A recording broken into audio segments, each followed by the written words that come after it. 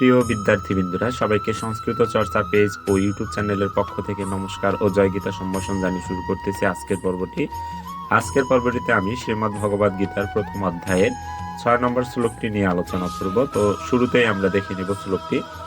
ইউধা মুনিয়োশ্চ বিক্রান্ত উত্তমৌজাশ্চ বীর্যবান সৌভদ্র দ্রৌপদেয়াশ্চ সর্বৈ এব মহারথাহ।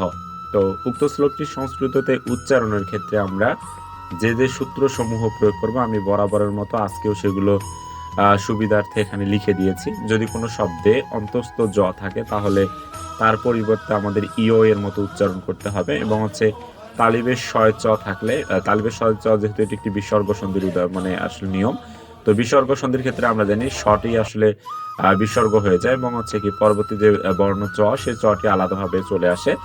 তো এরপর দন্ত স থাকলে তার উচ্চারণ আমরা স এর মতো উচ্চারণ করব, বা ইংরেজি এস ও স এর মতো উচ্চারণ করব। এবং যদি কোনো বর্ণে রেপ থাকে তাহলে রেপের পরিবর্তে আমরা বয়বিন্দু র ব্যবহার করব, এবং বিসর্গ থাকলে তাহলে আমরা সেক্ষেত্রে হ ব্যবহার করব। তবে এই বিসর্গ ব্যবহারের ক্ষেত্রে একটি শর্ত আছে, যে যদি উক্ত শ্লোকটি অনুষ্টুপ ছন্দের হয়, তাও যেহেতু আমাদের শ্রীমদ্ ভগবদ গীতার অধিকাংশ শ্লোকগুলো আছে অনুষ্টুপ এবং ত্রিষ্টুপ ছন্দে রচিত। তো অনুষ্টুপ ছন্দের যদি হয়ে থাকে তাহলে অনুষ্টুপ ছন্দের ক্ষেত্রে প্রতি 8 অক্ষর পরপর যদি কখনো বিসর্গ থাকে তাহলে তার পরিবর্তে আমরা হ উচ্চারণ করব, এবং ত্রিষ্টুপ ছন্দের ক্ষেত্রে 11 অক্ষর পরপর আমাদের হ উচ্চারণ করতে হবে যদি শ্লোকটি আসলে ত্রিষ্টুপ ছন্দে থাকে। তো এটি আসলে নিয়ম। আমরা সরাসরি বাকি অংশটুকু প্রয়োগে দেখব।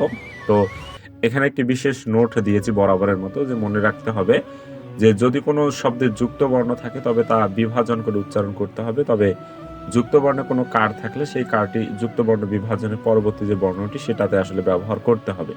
তো যেহেতু শ্লোকটিতে সন্ধি বিচ্ছেদের কোনো প্রয়োজন পড়েনি, তাই আমি সরাসরি একদম সূত্রগুলো শ্লোকটিতে কিভাবে প্রয়োগ করতে হয় সেগুলো আমি দেখাই দিচ্ছি বা তোমাদের। তো প্রথম যে শব্দটি ছিল, দেখো যে যুধামনুষ্যয়, এটাকে আমরা কিভাবে সংস্কৃততে আসলে উচ্চারণ করব, আমি এখানে ব্যাখ্যাটাও তার আসলে দিয়ে দিয়েছি।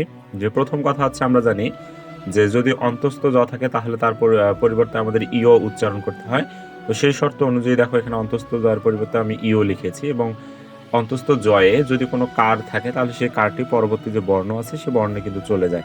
তো এখানে পরবর্তী বর্ণ হচ্ছে অন্তস্থ অ, এখানে দেখো যে রুসুকারটা চলে আসতেছে।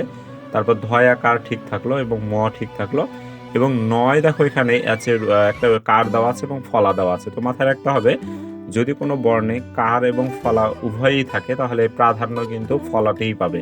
উচ্চারণের সুবিধার্থে বা উচ্চারণের কারণে আমাদের ফলাটাকে প্রাধান্য বেশি দিতে হবে। তো মনে করলাম এখানে রুসুকার নাই, তাহলে আছে কে জ ফলা, তাহলে জ ফলার উচ্চারণ কি হবে, তাহলে ইও। তাহলে নয়ের পরে দেখো জ ফলা আছে, তাহলে ন দিয়েছি, তারপরে জ ফলার কারণে দেখো আমি ইও দিয়েছি।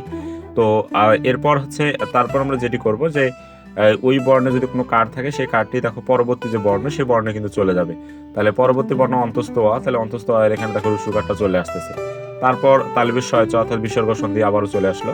তাহলে তালবেশ সমান কি পাচ্ছি আমরা, বিসর্গ, এবং চ চ দেখো আলাদাভাবে চলে আসছে। তো সরাসরি আমরা যদি যুধামনুকে আসলে ভেঙে নিই তাহলে আমরা সরাসরি এই শব্দটি আসলে পেয়ে যাচ্ছি। কিন্তু দেখো এই শব্দটির মাঝে স্বরবর্ণ রস্যই আছে, তার মানে আমরা জানি যদি কোনো শব্দে স্বরবর্ণ থাকে তাহলে সেটি সরাসরি উচ্চারিত না হয়, তার পরিবর্তে আমাদের কার উচ্চারণ করতে হয়। তাহলে রস্যইতে আমরা কি জানি, ঋষিকার। তাহলে এই রস্যের পরিবর্তে আমরা ঋষিকার কিন্তু পেয়ে যাচ্ছি। তাহলে এই ঋষিকারটা কোথায় চলে যাবে, ঠিক পূর্ববর্তী যে বর্ণ সে পূর্ববর্তী বর্ণে কিন্তু চলে আসতেছে, অর্থাৎ পূর্ববর্তী বর্ণ নয়ের এখানে কিন্তু আমরা এই ঋষিকারটা পেয়ে যাচ্ছি। তাহলে দেখো যে যুধামনুষ্য এটাকে যদি আমরা সংস্কৃততে উচ্চারণ করি তাহলে এখানে পেয়ে যাচ্ছি ইউধামনিয়শ্চ।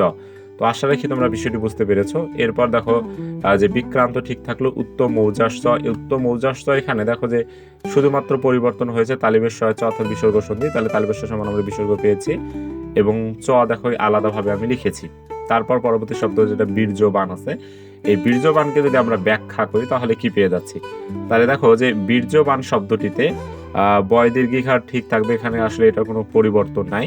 তো এবার অন্তস্থ জয়ের উপর দেখো রেপ আছে, তাহলে রেপ থাকলে আমরা কি জানি যে বয়বিন্দু র, রেপের পরিবর্তে তাহলে এই বয়বিন্দু রটা ব্যবহার করতে হবে ঠিক যে বর্ণে রেপ আছে তার পূর্ববর্তী জায়গাটিতে। পূর্ববর্তী বলতে অন্তস্থ জয়ের পূর্ববর্তী যে জায়গাটি সেখানে কিন্তু বয়বিন্দু র ব্যবহার করতে হবে। তো আমি যার কারণে এখানে দেখো যে বয়বিন্দু র ব্যবহার করতেছি, এবং অন্তস্থ জ সমান আমরা কি জানি ইয়, তাহলে সেই ইয় এবার আমাদের লিখতে হবে।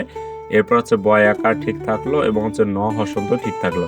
তাহলে আমরা দেখো যে এখান থেকে একটা মাঝে হাইফেন ব্যবহার করি, তাহলে বীর্যবান এই শব্দটি সংস্কৃত উচ্চারণ আসতেছে বীর্যবান। তো যার কারণে আমি এখানে দেখো বীর্যবান লিখে দিয়েছি। তারপর সৌভদ্র যে কথাটি দেওয়া আছে, তাহলে এখানে শুধুমাত্র আমরা দন্ত স দেখতে পাচ্ছি। দন্ত স এর উচ্চারণ যেহেতু বলেই দিয়েছি যে ছয়ের মতো উচ্চারণ করতে হবে, তো আমি এখানে দেখো যে দন্ত স্বর পরিবর্তে স লিখে দিয়েছি, সৌভদ্র। এরপর হচ্ছে দ্রৌপদী আসছ, এখানে কোনো পরিবর্তন নেই, শুধুমাত্র বিসর্গ সন্ধিটি শুধুমাত্র পরিবর্তন করবো, অর্থাৎ তালবেশ স্বরের পরিবর্তে বিসর্গ নিয়ে আসলাম এবং চ চ থাকলো। তো সর্বশেষ আরেকটি শব্দ যেটা সর্ব, তাহলে এই সর্ব উচ্চারণ দন্তস্ব সমান আমরা পাচ্ছি ছ এবং রেপ সমান হচ্ছে বয়বিন্দু র, আর থাকলো কে ব, ব আমরা লিখলাম। তাহলে সর্ব এর উচ্চারণটা পেয়ে যাচ্ছে আমরা সর্ব এব। তারপর আছে মহারথ, এবং সর্বশেষ দেখো যে বাক্যের শেষে যেহেতু বিসর্গ আছে, আর বিসর্গর পরিবর্তে যেহেতু আমাদের হ উচ্চারণ করতে হবে, তাহলে আমরা পাচ্ছি এটা কি মহারথা, বিসর্গ পরিবর্তে হ, মহারথা হ। তাহলে আমরা এখানে যার কারণে লিখেছি মহারথা হ। তো আশা রাখি তোমরা পুরোটি বুঝতে পেরেছো। আমি সুবিধার্থে আরেকবার উক্ত শ্লোকটি উচ্চারণ করে শোনাচ্ছি। ইউধা মনিয়শ্চ বিক্রান্ত উত্তমৌজাশ্চ বীর্যবান সৌভদ্র দ্রৌপদেয়াশ্চ সর্ব এব মহারথাহ। আজকের পর্বটি আমি এখানে শেষ করতেছি। ধারাবাহিকভাবে পরবর্তী পর্বগুলো পেতে পেজটি ফলো দিয়ে রাখুন, ও যারা ইউটিউব চ্যানেল থেকে দেখতেছেন তারা সাবস্ক্রাইব করে পাশেই থাকুন। জয় গীতা।